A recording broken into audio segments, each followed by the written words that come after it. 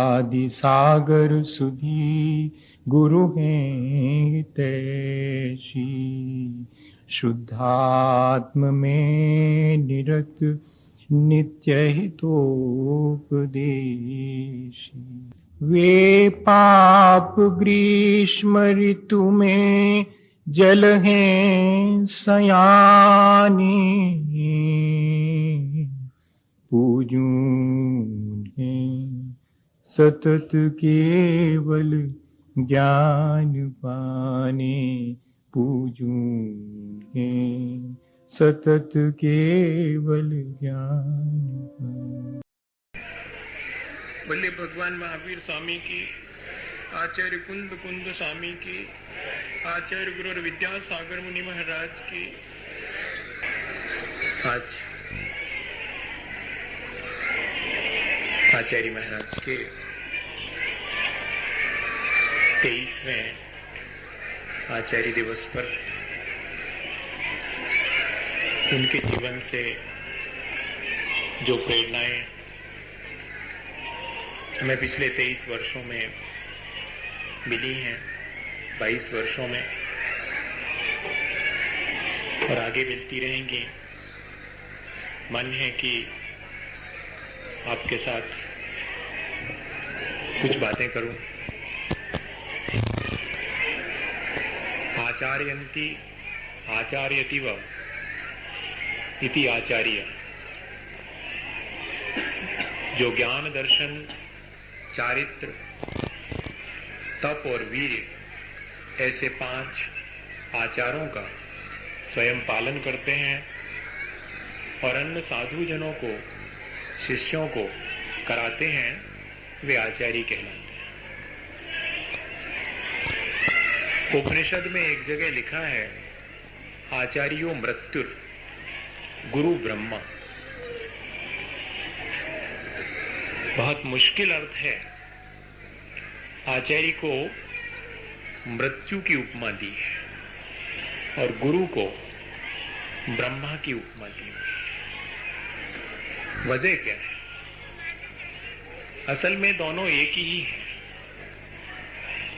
आचार्य बहुत सारे होते हैं, उसमें से जिसको हम गुरु स्वीकार कर लेते हैं, पहुंचते हम उसके पास आचार्य की हैसियत से, लेकिन जब उसके भीतर गुरु को पा लेते हैं तब वो क्षण बहुत अद्भुत होते हैं। आचार्य के पास जाकर के कब वो हमारा गुरु बनता है, ये उस पर निर्भर नहीं है, ये हम पर निर्भर है। अगर हम उसके सामने अपने पुराने रूप, नाम और सारी चीजों को समाप्त कर देते हैं, तब आचार्य मृत्यु की उपमा इसीलिए दी गई कि जहां का जाकर के हम अपना सर्वस्व मिटाने को तैयार हो जाते हैं, वहां से बनना शुरू होता है, वहीं से फिर गुरु कोई ब्रह्मा की तरह हमें बनाना शुरू कर देता है। शायद इसीलिए लिखा है कि आचार्य मृत्यु गुरु ब्रह्मा। आचार्य श्री भी ऐसे ही हैं, जिनके समीप पहुंच करके सचमुच आपसे क्या कहूं, वैसे मिटना आसान नहीं है, पर मन तो अपने को मिटा देने का ही करता है। अपना मन मिटा देने का करता। अपने को मिटाने से अर्थ यही है, अपने मन को मिटा देने का। किसी के चरणों में अपना मन समर्पित करने से बड़ा शायद और कोई समझदारी का काम मुझे तो नहीं लगता। लोग तो किसी के चरणों में समझदारी इस बात में समझते हैं कि देखा, हम उनके पास गए थे और कैसे खड़े रहे, वे हमसे बातें करते रहे, हम तो जरा भी नहीं बोले।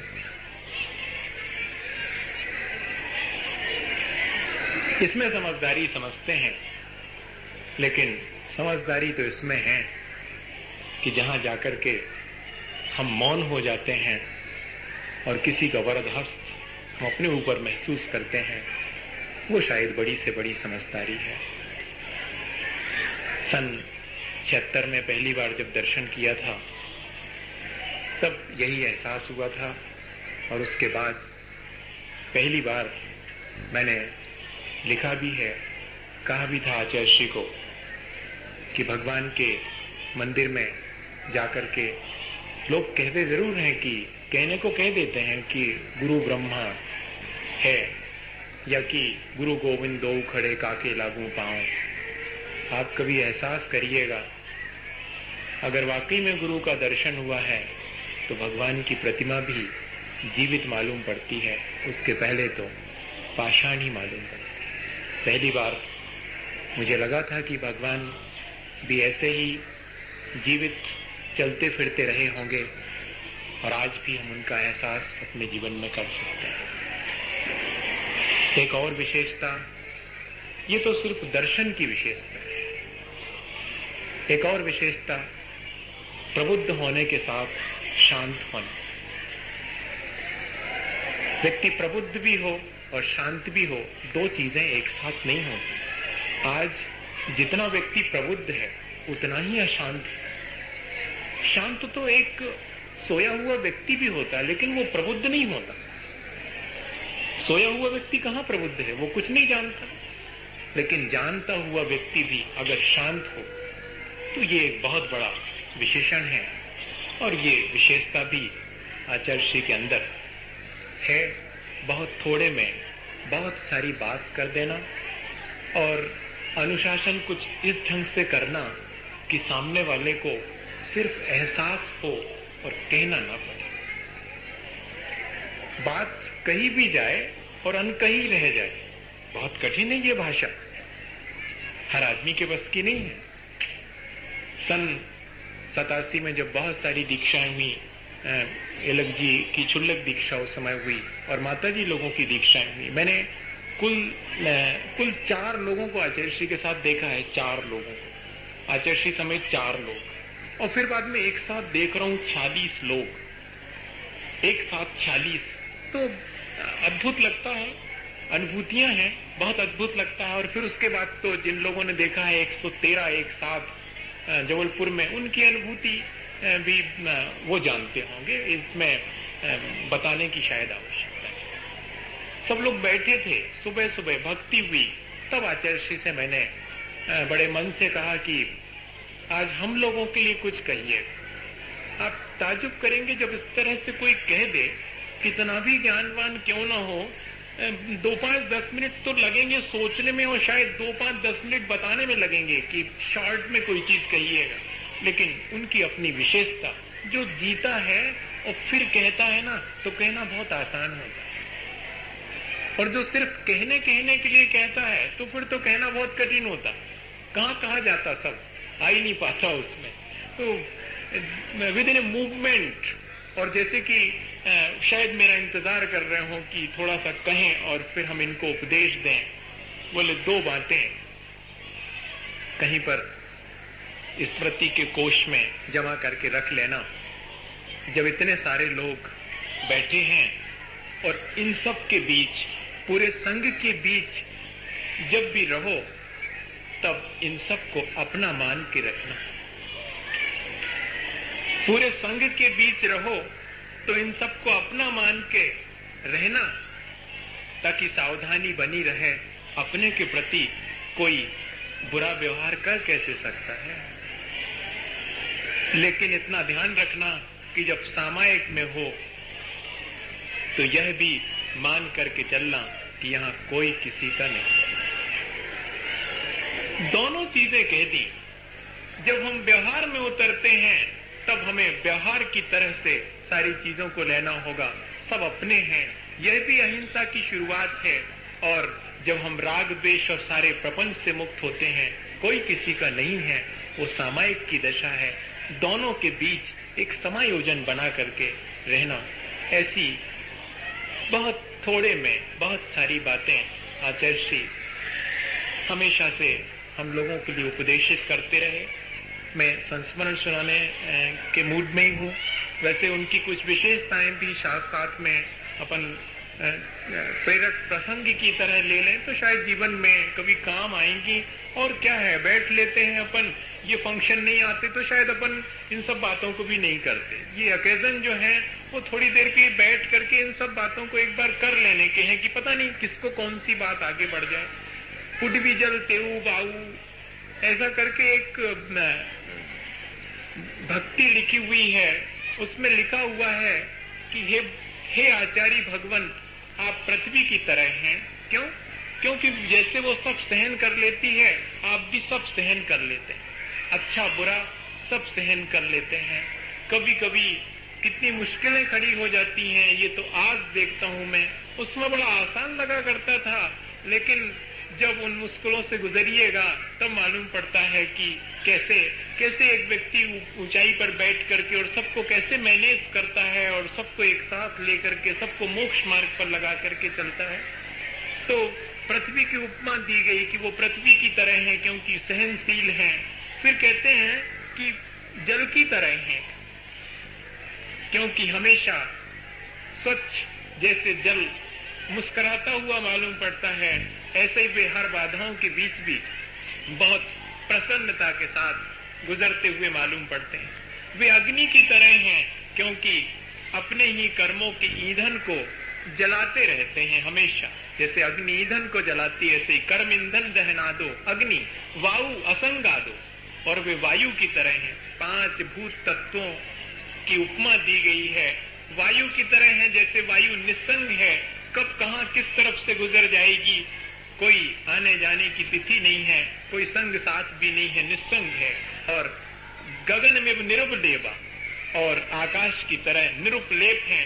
कितने ही बादल छा जाएं, लेकिन आकाश कभी गंदला नहीं होता, कभी उसे कोई ढक नहीं पाया है कि किसी तरह से सारी विकार विकृतियों के बावजूद भी वे निर्लेप ही बने रहते हैं, गंभीर ही हैं। ऐसी विशेषताएं सारी की सारी समेटे हुए एक आचार्य भगवंत में जितनी विशेषताएं होनी चाहिए, लगभग मैं तो देखता हूँ कि वे सारी विशेषताएं, और बहुत गौरव के साथ कहता हूँ कि वे सारी विशेषताएं हमारे आचार्य महाराज में हैं। हम उनके शिष्य हैं, इस बात का भी हमें अहंकार तो नहीं है, पर गौरव जरूर, और होना ही चाहिए। एक ही सेंटेंस में मैंने पूरी बात मुझे याद है कि कही थी, मैं फिर से वही चीज कहता हूँ। कोई उपमा कुछ मुझे नहीं देनी है, हमारे आचार्य महाराज हैं।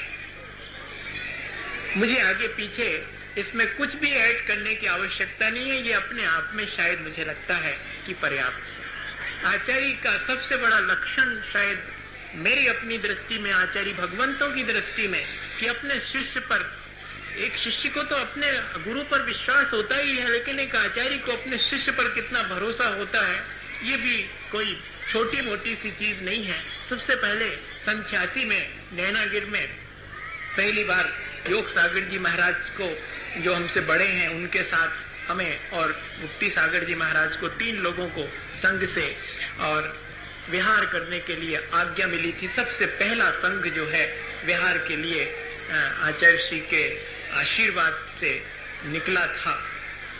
तब बहुत मुश्किल हुई थी। मैंने आपसे कहा था कि बहुत मुश्किल के बाद मैंने और हम सब ने, तीनों जन ने मंजूर किया था। और तब जो एलक जी ने अभी कहा कि उन्होंने जो अपने हृदय में किस गुरु की स्मृति रखे और गुरु की आज्ञा मान के और दूर भी रहे, तब भी निकट है, यही उन्होंने कहा था कि मैं तुम्हें अपने से दूर नहीं भेज रहा हूँ। क्या तुम मानते हो कि अपने से दूर कर रहा हूँ? अगर मेरी आज्ञा का पालन करोगे तो मेरे हमेशा निकट हो, और मेरे निकट रहकर भी मेरी आज्ञा का पालन न करोगे तो मेरे से बहुत दूर। और सिर्फ इतनी सी बात पर हम चले गए थे, लेकिन लोग तो कुछ भी कह सकते हैं।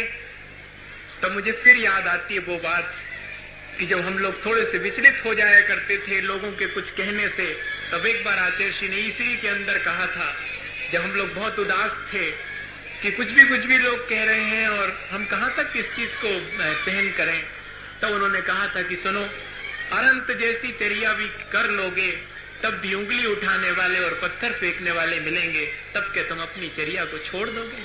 नहीं, चलो, अगर तुम सच हो तो किसी से कुछ बिना कहे अपने सच्चाई के रास्ते पर निरंतर आगे बढ़ो और जब हम लोग बाहर निकले तो लोग जाकर के पहुंचे और कहा कि ये 3 साधु क्या आपकी आज्ञा से निकले हैं या कि कोई आज्ञा का भंग हो गया इसलिए इनको आपने भगा दिया है, ऐसा करके और आचार्य श्री से प्रश्न कर दिया। तो बताते हैं वो लोग लौट करके कि आचार्य श्री को तो उस समय देखते ही हम लोग दंग रह गए थे, कुछ नहीं बोले। जब हम लोगों ने ऐसा कहा तो सिर्फ जो है इशारा किया, ऐसे अपनी ही अंगुली अपने हाथ से पकड़ी और थोड़ा सा ठक ठक किया और बस चुप अपने काम में लग गए। बोले महाराज ये इशारों वाली भाषा हमारे समझ में नहीं आई, अब तो ठीक ठीक बताइए कि बात क्या। तो बोले बहुत सीधा सा अर्थ है, कब तक उंगली पकड़ करके चलते रहेंगे, अब थोड़ा चलना सीख रहे हैं, आपको क्या आपत्ति है? थोड़ा चलना सीख रहे हैं, आपको क्या आपत्ति? और दूसरी बात, हमने तो घड़े बना करके बाजार में भेज दिए, बजा के देख लेना, खराब निकले वापस लौटा देना, नहीं तो काम आएंगे तुम्हारे। अपने गुरु पर तो शिष्य का विश्वास होता ही है, लेकिन ऐसा आचार्य, ऐसा गुरु बहुत अद्भुत होता है मेरे ख्याल से, जिसको अपने शिष्य पर विश्वास। ये बहुत बड़ा गुरु और शिष्य का विश्वास का रिश्ता है और इसी विश्वास से ये सारी चीज चलती। इसका आशय ये नहीं ले लेना कि कुछ भी करते रहो और उनका विश्वास बना रहेगा, नहीं, उनके विश्वास को बनाए रखने के लिए अपने को भी तो सजग और सावधान रहना पड़ता है। ऐसा नहीं है जब कोई हम पर इतना विश्वास करे तो क्या हम उसके विश्वास को तोड़ देंगे क्या? नहीं, हमें भी सजग और सावधान होकर के चलना पड़ेगा। वो विश्वास हमारे जीवन में सजगता और सावधानी देता है। फिर आपको एक और घटना सुनाऊं। मैं जब सतना के लोग बैठे हैं, सतना से जब चतुर्मास करके हम लौटे तो 1.5 साल के बाद आचार्य श्री से मिलना हो रहा था। बहुत दिन के बाद आचार्य श्री के दर्शन मिल रहे थे।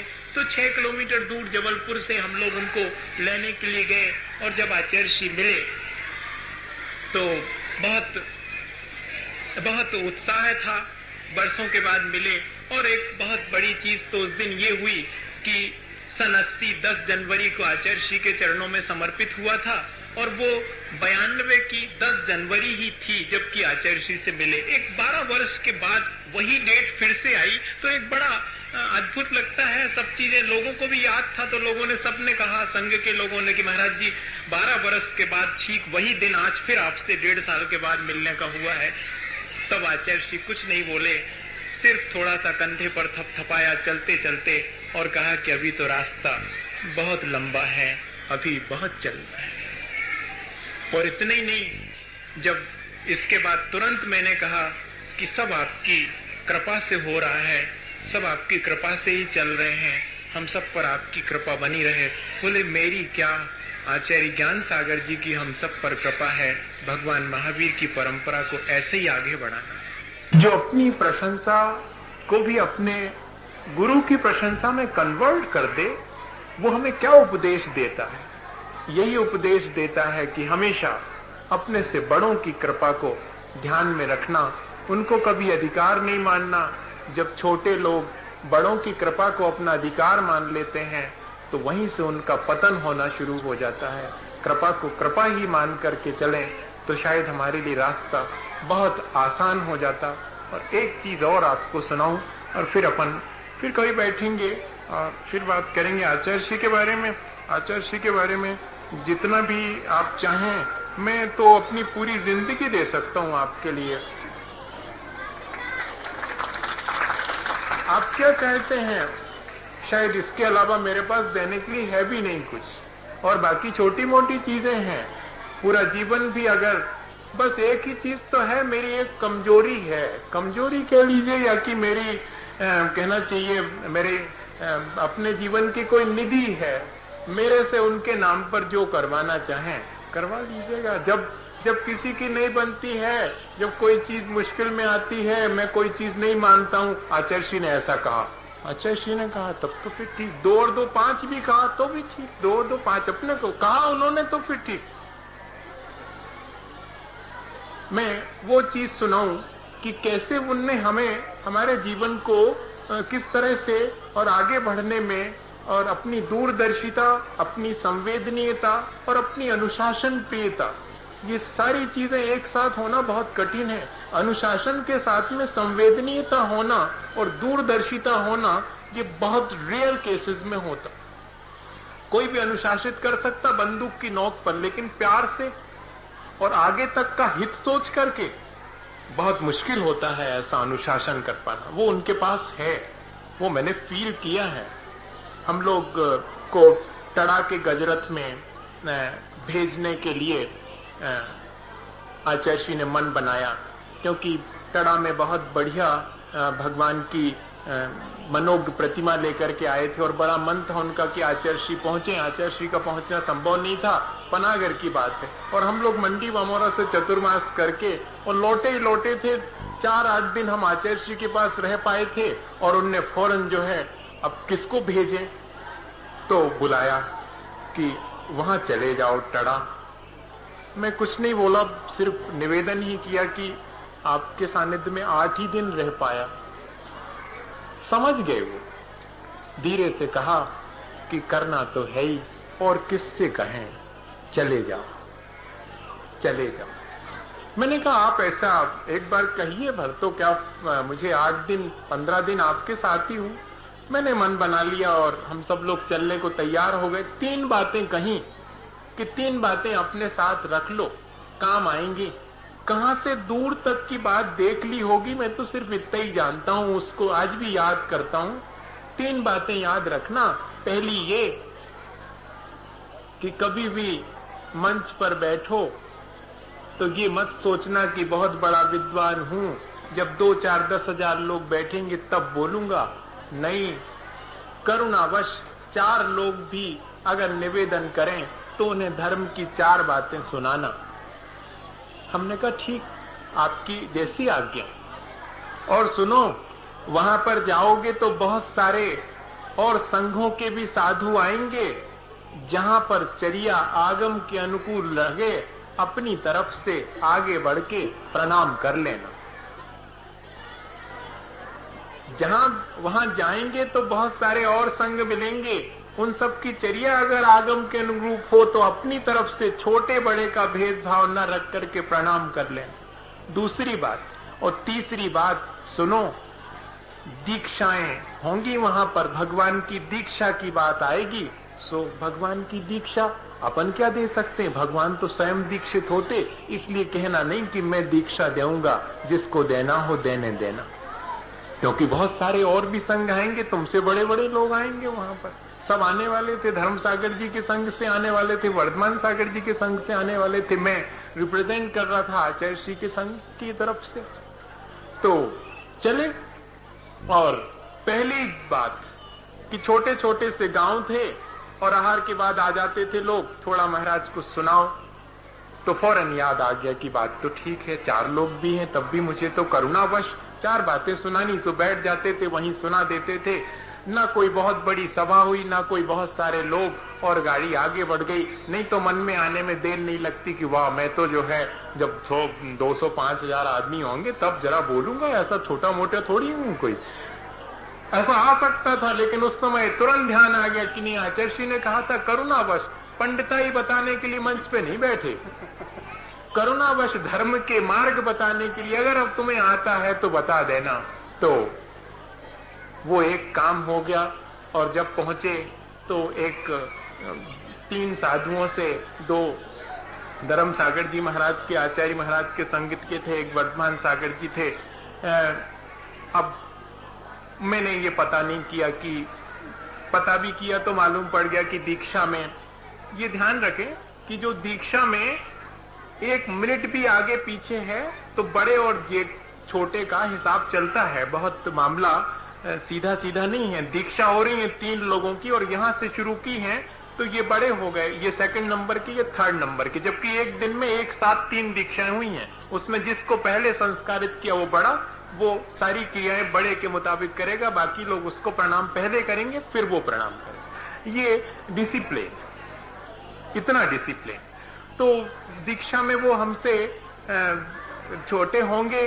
अब मैंने इस चीज का पता नहीं करा, चर्या देखी, मालूम किया लोगों से कैसा करते हैं, सब ठीक है। आचार्य श्री की बात याद आ गई कि अगर सब ठीक हो तो छोटे बड़े का ध्यान किए बगैर और अपनी तरफ से प्रणाम कर लेना। मैंने जाकर के जो है और विनम्रता से प्रणाम कर लिया। वो वेट कर रहे थे इस चीज का कि ये प्रणाम करेंगे, तो मैंने कहा मुझे कोई मुश्किल नहीं है, सब ठीक है तो प्रणाम करता हूं। प्रणाम तो कर लिया। अब उनने बाद में रास्ते चलते चलते किसी ने धीरे से कह दिया कि महाराज जी की दीक्षा तो उतने समय पहले हुई थी। अब जैसे ही उन्होंने काउंट किया कि ये तो हमसे बहुत पहले के दीक्षित हैं और हमने इनसे पहले प्रणाम करवा लिया। मैं आपसे ताजुब करूंगा कि रास्ते चलते चलते जो तीनों महाराज जी थे, मुनि महाराज जी, वहीं मुझे रोक करके नीचे बैठ करके सिद्ध भक्ति करी, प्रणाम किया और कहा कि क्षमा करें, हमने आपसे पहले प्रणाम करवा लिया, आपको बाद में प्रणाम। मैं ताजुब में पड़ गया कि ये आचार्य श्री के ज्ञान में उस समय बात आ गई थी और उन्होंने पहले इसे संकेत दे दिया था कि जाओ, लेकिन छोटे बड़े का तुम अपनी तरफ से विकल्प नहीं करना। दो चीजें तो सही उतर गईं, तीसरी और बाकी थी। सो मंच पर बैठे तीसरे दिन भगवान की दीक्षा का मौका आया। हम चुपचाप बैठे रहे क्योंकि आचार्य श्री का कहना था अपनी तरफ से जाकर के नहीं कहना कि दीक्षा करो। उसमें एक महाराज जी और आए थे जो हमसे भी बहुत जेठे थे, बड़े थे, पद में दीक्षा में बड़े थे। मैं तो शांत बैठा था कि उन्हीं के द्वारा होना है। लोगों ने निवेदन किया उनसे, उन्होंने मेरी तरफ इशारा कर दिया कि इनसे करवाओ, आचार्य विद्यासागर जी के संग के हैं, इनसे करवाओ। मैंने कहा नहीं, ये तो आप बड़े हैं और आप करिएगा मंच पर ही। बोले अच्छा, मैं बड़ा हूं ना? बोले हाँ। हमने कहा आप बड़े हैं, फिर बड़ों की बात तो माननी चाहिए। तो फिर मैं आदेश देता हूं तुम्हारे लिए कि जाओ और करो। और आचार्य श्री की जय जयकार के साथ में वहां पर दीक्षा का महोत्सव भी संपन्न हुआ। मुझे लगा कि अपने शिष्य पर इतना अधिक अनुग्रह बहुत थोड़े ही आचार्यों का होता है। सबका अनुग्रह सबके ऊपर बहुत मुश्किल है, लेकिन उनका अनुग्रह हम सब शिष्यों पर बराबर है। मैं अपनी तरह से ज्यादा देखता हूं, ये लग जी अपनी तरफ से देखते हैं। हर शिष्य को यही लगता कि पूरे महाराज जी हमारे ही हैं। ये बहुत कठिन है ऐसा हो पाना। हर व्यक्ति को ये लगे कि मेरे ही हैं पूरे पूरे महाराज जी। ये जो उनके चारित्र की, ये उनके जो आचरण की विशेषता है वो बहुत अद्भुत है। मैं आपसे और भी क्या कहूं। एलक जी कह रहे थे कि कुछ कहिएगा। आखिरी में ही कह पाऊंगा, क्योंकि बीच में कह देता तो शायद फिर नहीं कह पाता। मैं जिसे दुष्यंत ने लिखा है, मैं जिसे ओढ़ता बिछाता हूं, वो गजल आपको सुनाता हूं। क्या सुनाऊं आपको? जिसे ओढ़ता बिछाता हूं वही तो सब सुनाता हूं। मेरा इसमें एक रत्ती कुछ भी नहीं है, जो है उनकी कृपा से है। आप सब पर भी उनकी खूब कृपा बरसे, हम सब पर कृपा बरसे और हम सब अपने आत्मा को कल्याण की तरफ ले जाएं। संसार में जो अनादिकाल से हमारी आत्मा पतित है, उस आत्मा का कल्याण करने के लिए जब चाहे जल्दी से जल्दी हम सब सचेत होकर के और आगे बढ़ें। मैं आचार्य महाराज के चरणों में अपनी विनम्र श्रद्धा व्यक्त करते हुए और 4 लाइनें जो मैंने शायद पहले भी आपसे समर्पित करी थी, मैं फिर से उनको आपको सुनाए देता हूं। रोशनी उनकी, दीप उनका, रोशनी उनकी, दीप उनका, मैं जल रहा हूं। रोशनी उनकी, दीप उनका, मैं जल रहा हूं। रास्ते उनके, सहारा भी उन्हीं का। रास्ते उनके, सहारा भी उन्हीं का, मैं चल रहा हूं। शब्द उनके, हर भाव उनका। शब्द उनके, हर भाव उनका, मैं लिख रहा हूं।